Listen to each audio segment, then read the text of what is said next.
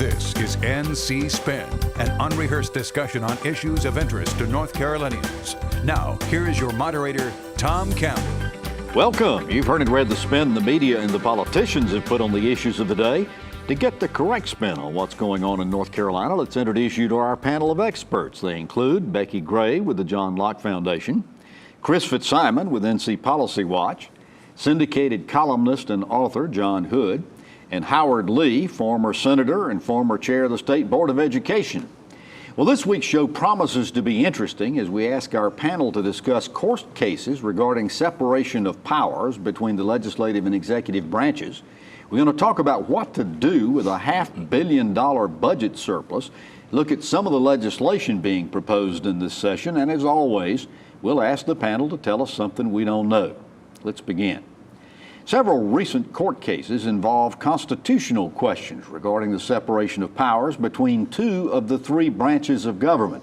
Howard Lee, are these topics that the pundits and politicos inside the Beltline are talking about, or should they be of interest and concern to the rest of the state?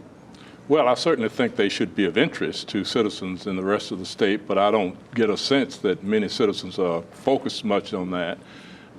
The responses of the politicos inside of the Beltline certainly has been critical of the courts and the court's decisions based on which way it came out, either for or against what they wanted to see. So I don't see it taking legs outside of the Beltline. Well, you almost need a scorecard to keep up with all of this stuff. I mean, it just seems like almost every day there are new verdicts coming out. And the law degree, and a copy of the North Carolina Constitution. Which I failed to bring with me. Becki, Senate President Pro Tem Phil Berger says the Constitutional calls for separate but distinct responsibilities between the legislative and executive branch, not separate but equal. He seems to say that the legislature has more power than the executive branch. Do you agree or disagree with that? I agree with that, and that's written into our state constitution. That's not to say that Governor Cooper is not an effective governor or that the General Assembly is not an effective General Assembly. It's just the way that those powers are outlined, and a lot of southern states are like that, where more power is vested in the legislative branch. Goes back to our Constitution that John Locke originally drew back in the 1700s. Chris, let's look at some of these court cases under the separation of powers. A three-judge panel stayed the implementation of the bill regarding the Board of Elections merger with the State Ethics Board. Then Governor Cooper asked for an emergency ruling from the state Supreme Court and got the stay continued until the argument could be argued on its merits. How's that case looking? Well, I think it's going to, we're going to have a trial on it. We're going to see. What's fascinating to me in all these cases is now the General Assembly, remember, changed the law in the special session to give the Court of Appeals a role in this. So these cases now go from a three-judge panel to the Court of Appeals to the Supreme Court, and we're seeing partisan courts. The Court of Appeals is dominated now by Republicans. The Supreme Court is controlled by Democrats. By one vote. By one vote. It's also interesting to know that Senator Berger and Speaker Moore seem to have a lot of trouble sometimes with a three-judge panel. That's an idea they created, and by the way, that panel is appointed by the Republican Chief Justice of the North Carolina Supreme Court. I think one thing that's happening in Washington and in Raleigh is a disrespect for the courts, regardless of if you disagree with the decision. I think the rhetoric has been overblown. Senator Berger saying they should put their robes down, hang them up, and run for the legislature. And President Trump's talking about so-called judges. I actually think they might not be technically equal in powers, but we do have three distinct branches of government, and they all deserve our respect. John, I want to ask you about this. Governor Cooper is arguing that the Elections Board is an executive branch responsibility, not a legislative power, and that he needed the appointed power to the Elections Board in order to be able to carry out his responsibilities.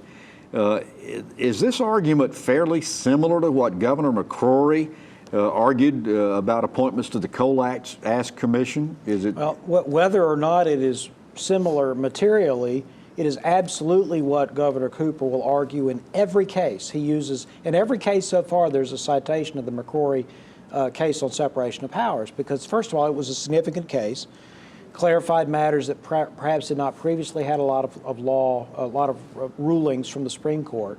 And because it went the way it did, that is, striking down a legislative action for encroaching on the executive branch's authority, the new governor, the Democrat, is going to cite that even when it doesn't apply.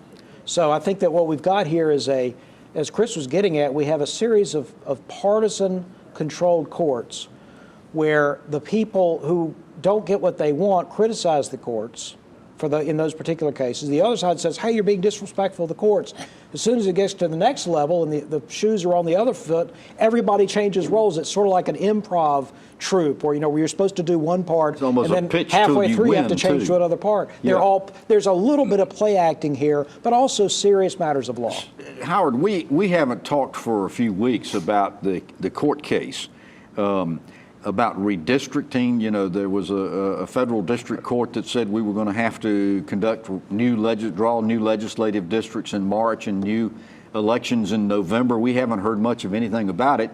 The Supreme Court stayed that lower court ruling. Anything new on that, or are we going? Or what's the expectations as far as whether we're going to have elections this year or not, legislative elections? Other than the latest ruling, I think, which stayed it, I hadn't heard anything else, and it's my sense that we probably are going to escape not having that special election and move on to try to get things in order for the next and that election seems to be in 18. Fairly well consensus that people are glad we're not having to do it. That case has essentially been taken off the watch list. Okay. And what's happening here is that most people perceive the Supreme Court as waiting to resolve other matters, or to either see other matters resolved in the lower courts, other redistricting cases, or to resolve cases before them, before North Carolina. In other words, North Carolina's case is going to be affected by others. Well, let's talk about a case that is still pending and active. Becki, we saw a 3-judge panel this past week rule regarding the new legislation requiring cabinet secretaries be confirmed by the Senate. It was an interesting ruling. Governor Cooper had moved for a stay, but the 3-judge panel denied it because they said he hadn't formally put forth the nominations for these cabinet secretaries. And so it leads to the question, if he puts them forward, are we led to believe that he might ask for and receive a stay? What's going on with this? I don't know. It is rather peculiar, and like you said, that him putting the nomination forward seems to be the trigger for the confirmation hearings, and he hasn't done that yet.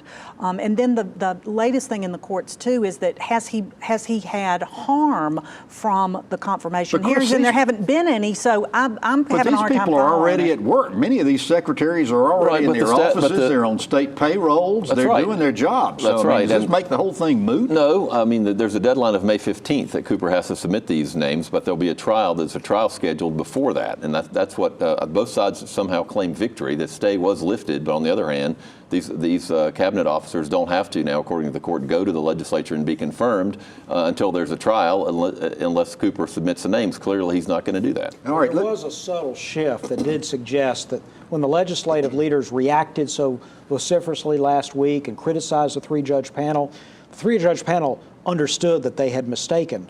Okay, last week, they appeared to be suggesting that they could order the legislature not to have hearings. Right. And they have backed off of that. Now, maybe they didn't intend that implication, but they've clearly backed off of that. Their argument is... But they nuanced it a little bit by saying it because he had not made formal nominations. Well, that part they've invented in a weird way. If they're in office, then there is no question that they've already been nominated. But their argument is there is no harm. Now, if the Senate had hearings and they had, whether the secretary showed up or not, and then they had a vote, and the vote was we don't confirm. Okay, now the governor can say I've been harmed because I have a pick who's a cabinet secretary and the Senate is not confirmed. I don't think they have that confirmation power. Then they have a live matter. Very quickly, anything new on the case regarding the superintendent of public instruction and the State Board of Education? As we saw in the last couple of weeks, while that case has not been resolved, there are discussions between the two parties or negotiations or accommodations that are allowing the department to be staffed. But Chris, is anything going on there? I mean, we hear that they're hiring vacancies inside DPI. There's some people leaving DPI, and Superintendent Johnson is still, I guess, assembling his team, although he hasn't hired a lot of people over there. He's still relying on a spokesperson for some of his comments who doesn't work for state government, isn't being paid by state government, which is, I think, a little unusual. So there's a lot of sorting out to do over there. All right. Well, we thank you for watching NC Spin, either on the air or on YouTube. Here's a reminder, there's much more on our website, ncspin.com, or NC Spin on Facebook. You'll find video footage not seen anywhere else, perspective pieces from our panel, and my weekly column. Get more balanced debate from the Old North State on ncspin.com, NCSpin on Facebook, or on Twitter at NCSpinTweets. When we come back, we're going to ask the question, what do you do with a $500 million surplus? NC Spin will return after these messages. The slogan on our family farm is growing the next generation. It means using innovative technology to conserve water and increase yields.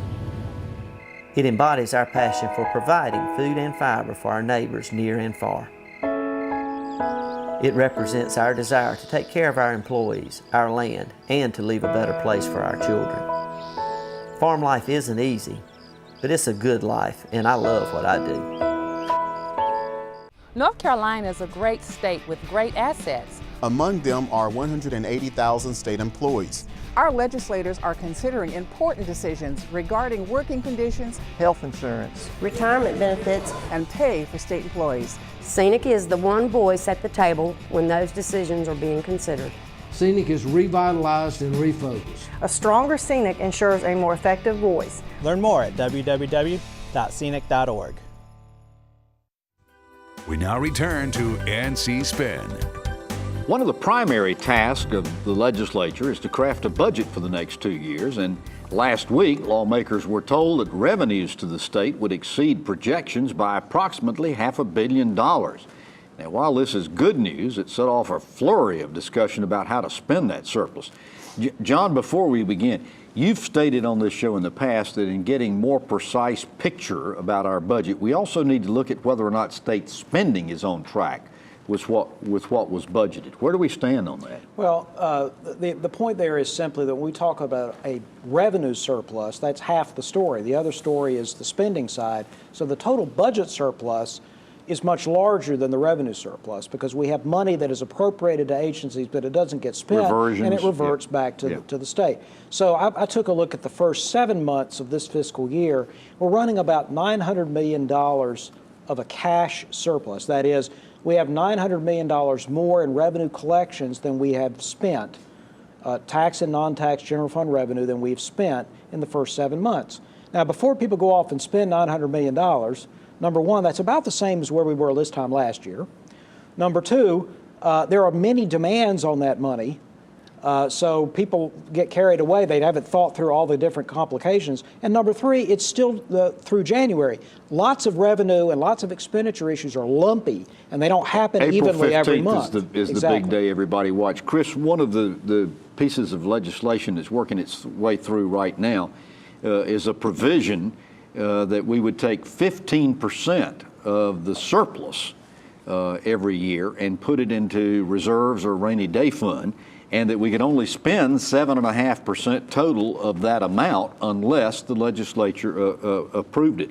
What's your anticipation about this? A couple things, and it also requires a 2/3 vote, I think, to take money out of that savings account, which I think is alarming. We can go to war in Congress with a simple majority, but if we have we're going to need 2/3 of a highly partisan legislature to take money out of that. I think that, and secondly, this is not a constitutional amendment. So if the legislature, think about if the control of the legislature changes or the leadership changes. So next year. They could, in the budget, they could have a provision saying this doesn't apply to this year's budget. Right. So I think it's a statement of philosophy and tries to lay out the groundwork. The other thing I wanted to talk about a little bit is the surplus. I think a lot of people, when they hear there's a $500 million surplus or whatever it is, they think that's going to pay for all sorts of things, but that's one-time money.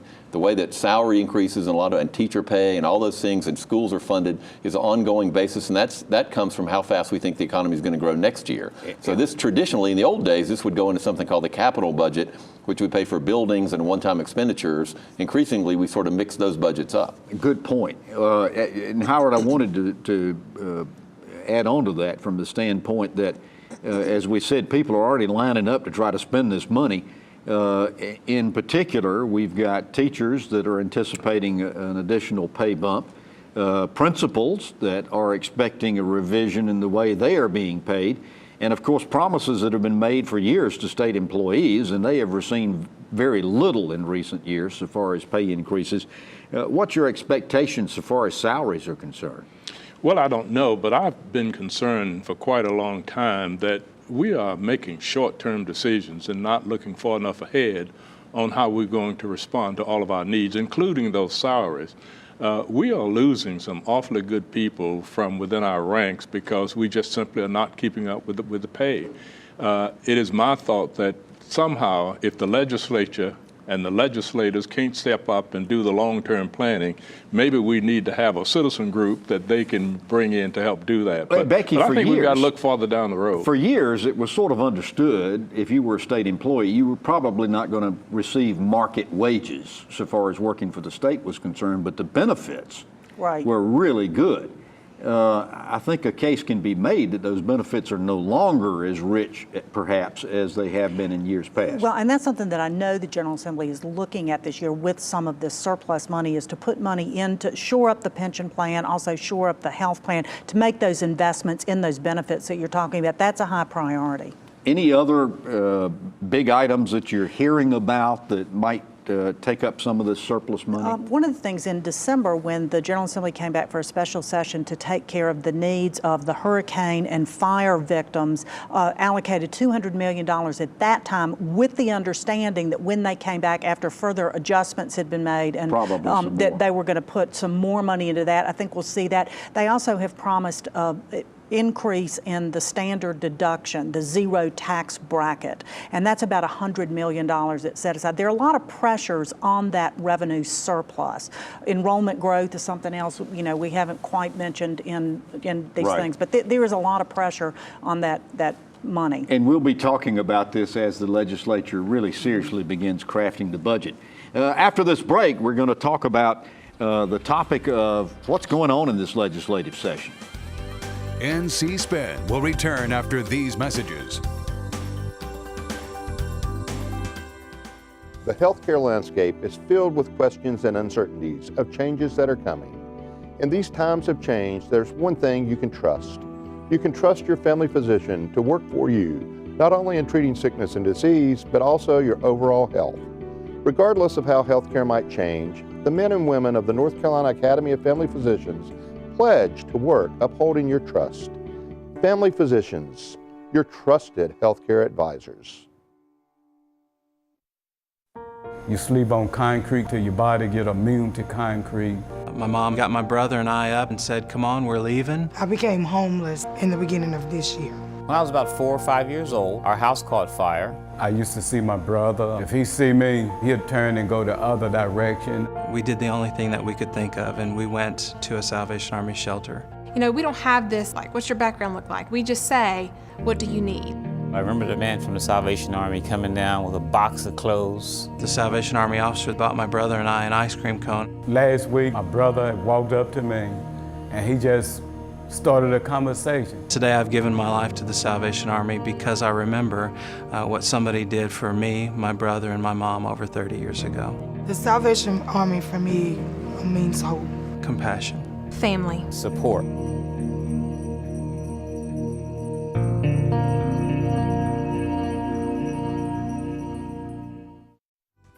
We now return to NC Spin. We're officially a month into the 2017 session of the General Assembly, and to date, not much legislation has passed, but we've seen some interesting bills introduced, and we want to discuss some of them. Becki, we got to start. Governor Cooper proposed this past week a solution to HB 2, saying he didn't want to see a birthday pass without a resolution. In a bill, which was subsequently introduced by 2 leading Democrats in both chambers, Cooper's proposal would rescind HB 2, increase penalties for crimes committed in public bathrooms and locker rooms, and require cities and counties seeking to create non-discrimination ordinances to provide 30 days notice to the legislature. Well, it landed with a thud. Not much of anybody was happy with this proposal. Is it going anywhere? I don't think so. You know, I think that, first of all, the proposal is not a compromise. It is Roy Cooper's idea. I think the way that he presented it was not the wisest way to try to reach consensus, reach a compromise. You know, he didn't go to the legislative leaders and say, can we start talking about this? Here's some things I'd like to get on the table. He went straight to the media. He held a press conference. You know, and these are things that the complete repeal, coupled with the additional penalties for crimes in bathrooms is not what the General Assembly is interested in. They want to be assured that people use the bathroom of their sex and can't go in any bathroom if they want to. They also want to be reassured that cities across the state are not going to turn around and reinforce ordinances like Charlotte did. But John, you said that perhaps maybe the negative comments were not properly thought about, and that there might be room for a compromise in here. Explain it. Well, what I mean is, and I agree that Governor Cooper made some tactical miscues in the way he announced his plan, but the legislative leaders also, on second thought, should probably look at the 30-day notification requirement with interest. Not that they need to endorse that requirement, but they could have said, well, you know, providing notification of citizens in the city or county. By the way, they need to make, the governor, there is some debate as to whether the governor's plan introduced as legislation was itself written properly, because it may not apply to cities but only to counties. They need to straighten that out. But if it applies to cities and counties, and if you have a 30-day notification period, the legislative leaders might see that as a reasonable way to let everybody know, including the legislature, whether a city is going to go too far, and they might have counter-proposed it 120 days or 90 days. You know what? If a 6-month moratorium is a reasonable way to go to a status quo ante on both sides, and you're looking for a compromise, 90 days would be roughly a compromise. And with the moratorium is exactly what the General Assembly had proposed in December, that Roy Cooper then called Democrats in the General Assembly and told them not to vote for. Okay, we don't need to be pointing fingers anymore. Well, I think most people can agree. That's what this whole thing is about. That's what's so sad about it. Yeah, but can't we all agree that we got to get rid of this crisis of HB2? Well, we definitely have to get rid of HB2, and the public overwhelmingly wants to get rid of HB2, and the Republicans had a supermajority in the legislature, passed it, and the Republican governor signed it. They still have a supermajority, and I think if there was a vote on a clean repeal or Governor Cooper's plan, it would actually pass in the legislature, and I think he took a big step. And by the way, he just did not tell the legislative leaders. They've been talking behind the scenes for months, so this is not, the governor's been trying very hard to try to reach some kind of consensus. And by the way, there's a deadline coming up. We're going to have more than 100 NCAA championships are going to be awarded in the next few weeks. We can say that sports shouldn't rule this. That's a lot of money to a lot of local communities. We're going to be ruled out for 5 years. At least we ought to try something. Cooper's trying something. Okay, Senator Lee, I want to move on to some other legislation that's being proposed. One of them is a proposed constitutional amendment to cap the income tax rates in North Carolina. You've been through some of those discussions before when you were in the legislature. Isn't that kind of a dangerous proposition? I think that is a terrible recommendation, and one that would hog tie us for centuries if that got into the Constitution, because you obviously can't change it very quickly.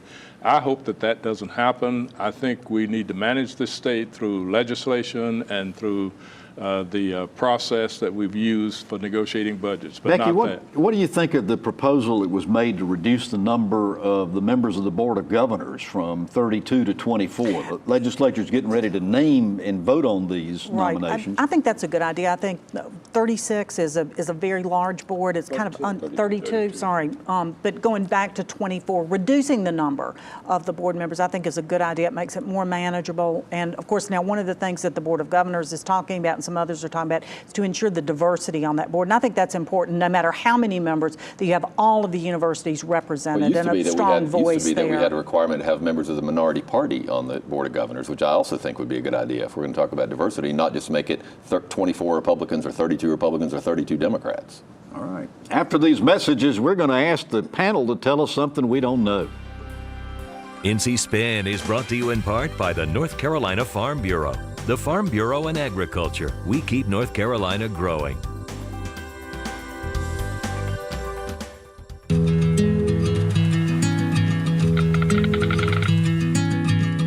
The cost of everything has gone up dramatically over the last 75 years.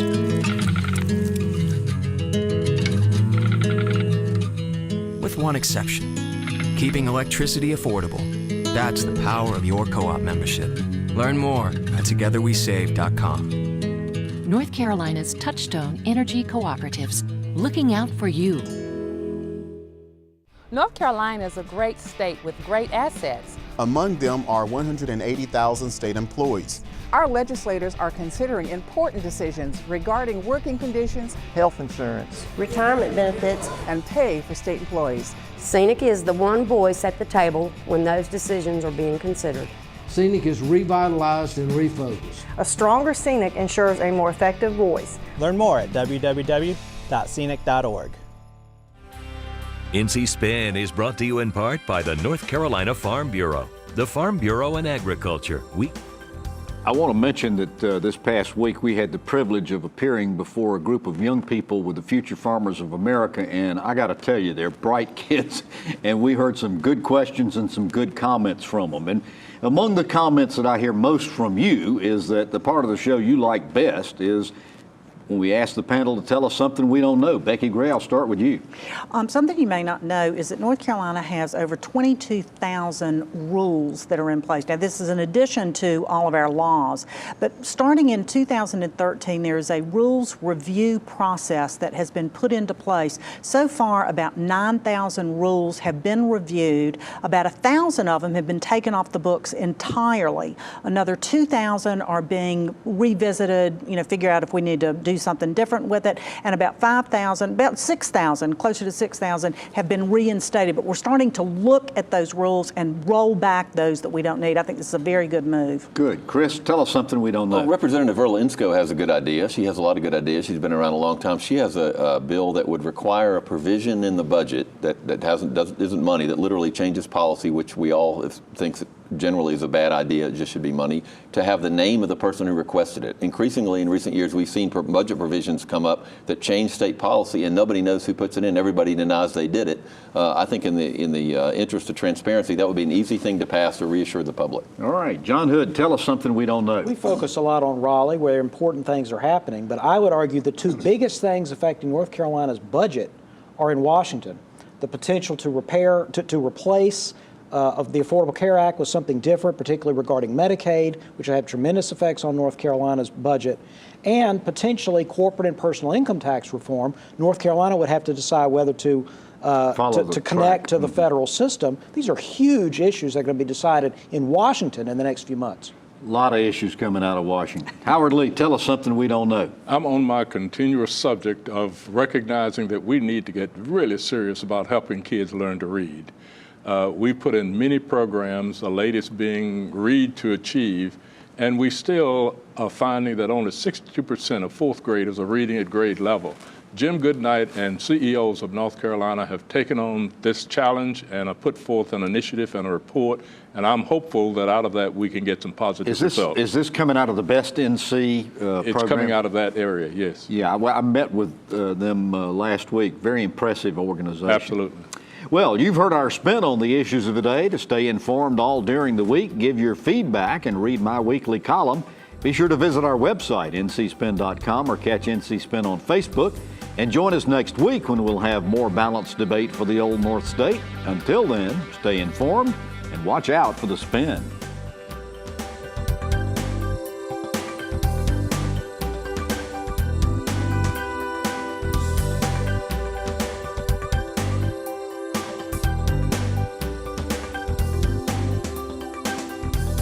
Join us next week and get the spin on issues facing our state.